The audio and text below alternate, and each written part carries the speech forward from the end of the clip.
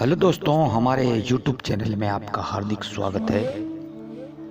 दोस्तों, आज हम बात करेंगे कि महाभारत युद्ध में लाखों सैनिकों की भोजन व्यवस्था कैसे होती थी और कौन करता था।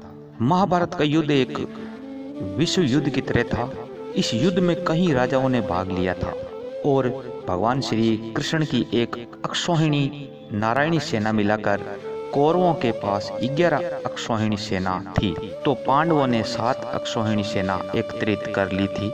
इस तरह दोनों पक्षों की सेनाओं को मिलाकर कुल 45 लाख से ज्यादा लोगों ने इस महायुद्ध में भाग लिया था। अब सवाल ये उठता है कि इन 45 लाख लोगों के लिए भोजन की व्यवस्था कैसे होती थी और इतना सारा भोजन कैसे और कौन बनाता था, जबकि हर रोज हजारों लोगों की मृत्यु हो जाती थी। तो कैसे शाम का भोजन बनाने का हिसाब किताब रहता था।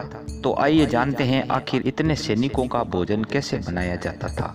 जब महाभारत युद्ध की घोषणा हुई तब सभी राज्यों के राजा महाराजा अपना अपना पक्ष तय कर रहे थे। कोई कौरवों की तरफ से था तो कोई पांडवों के पक्ष में था। इसी दौरान कहीं ऐसे भी राजा थे जो दोनों पक्षों में से किसी की तरफ से युद्ध में भाग नहीं लेना चाहते थे।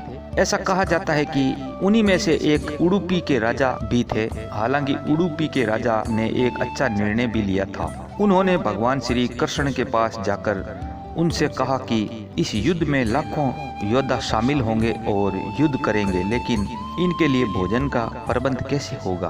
बिना भोजन के तो कोई योद्धा लड़ ही नहीं पाएगा। मैं चाहता हूं कि दोनों पक्षों के लिए भोजन का प्रबंध मैं करूं। तब भगवान श्री कृष्ण ने उडुपी के राजा को इसकी अनुमति दे दी और उन्होंने सभी सैनिकों के लिए भोजन की जिम्मेदारी संभाली। लेकिन राजा के सामने ये सवाल था कि प्रतिदिन मैं भोजन किस हिसाब से बनाऊं ताकि खाना कम या ज्यादा ना हो। उनकी इस चिंता का हल भगवान श्री कृष्ण ने बताया कि वे हर दिन मूंगफली के दाने खाएंगे। इससे संकेत मिल जाएगा कि आज कितने सैनिक मारे जाएंगे।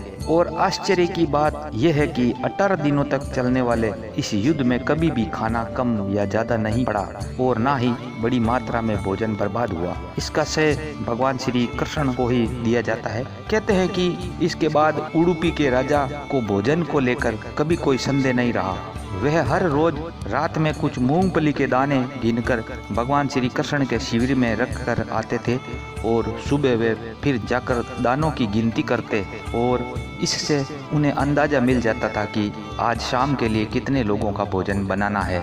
इस प्रकार पूरे युद्ध के दौरान सैनिकों को पर्याप्त भोजन खाने को मिलता था और खाना बिल्कुल भी बर्बाद नहीं होता था।